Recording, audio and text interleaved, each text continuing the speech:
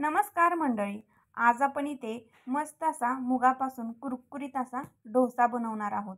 त्यासाठी इथे मी 1 वाटी मूग आणि पाऊण वाटी तांदूळ एक 8 ते 9 तास पाण्यामध्ये भिजत ठेवले होते. नंतर त्याच्यातलं पाणी काढून 1 ते 2 पाण्याने स्वच्छ हे मी सर्व धुवून घेतलेलं आहे. आता एका मिक्सरच्या भांड्यामध्ये हे जे भिजवलेले मूग आणि तांदूळ आहेत हे मी 2 बॅचेसमध्ये वाटून घेणार आहे. आपलं डोसा किंवा इडली बनवण्यासाठीचं जे बॅटर असतं त्याच प्रकारे हे आपण मिक्सरला वाटून घेणार आहोत. जास्त बारीक नाही आणि जास्त रवाळ नाही. डोशाचं जसं पीठ असतं तसं हे वाटायचं आहे. नंतर याच्यामध्ये मी 2 मीडियम साईजचे कांदे टाकलेले आहेत.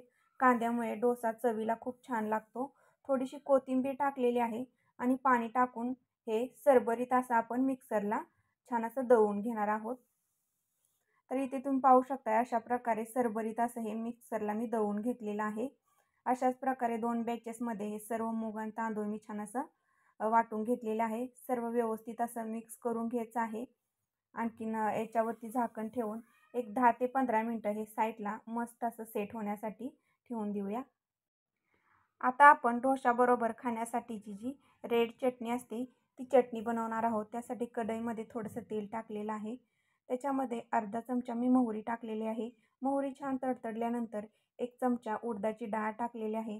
2 हिरव्या मिरच्या टाकलेल्या आहेत. 4 ते 5 कढीपत्त्याची पानं टाकलेली आहेत. 2 मीडियम साईजचे कांदे आणि 4 ते 5 टोमॅटो अशा प्रकारे थोड्याशा मोठ्या साईजमध्ये मी हे कट करून घेतलेले आहेत.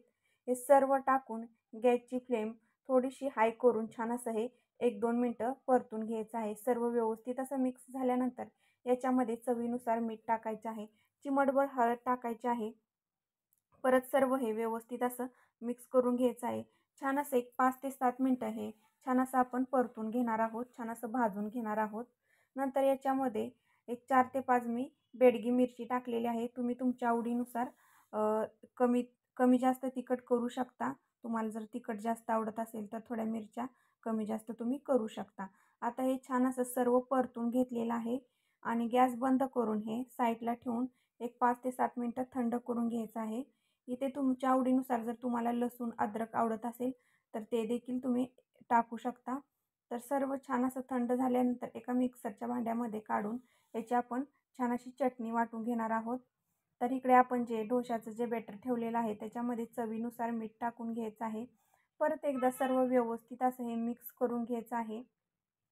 तर अशा प्रकारे हे डोशाचं बॅटर तयार करून घेतलेलं आहे. इथे चटणी देखील मी वाटून घेतलेली आहे. एका भांड्यामध्ये मी चटणी काढून घेतलेली आहे.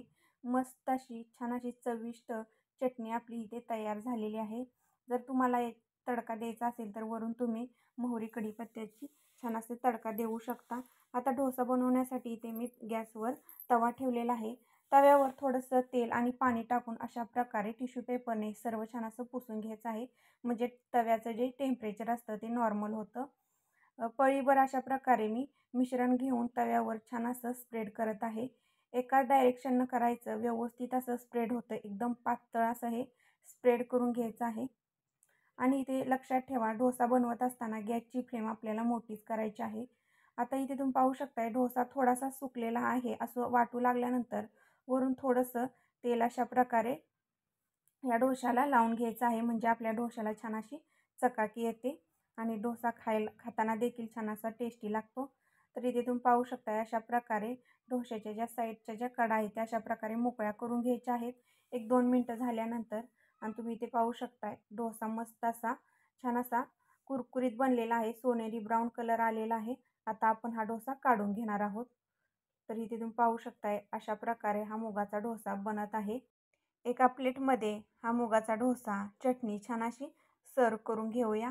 आजचा हा व्हिडिओ तुम्हाला कसा वाटला मला नक्की सांगा. व्हिडिओ आवडला असेल तर व्हिडिओला लाईक, शेअर, चॅनलला सबस्क्राईब नक्की करा.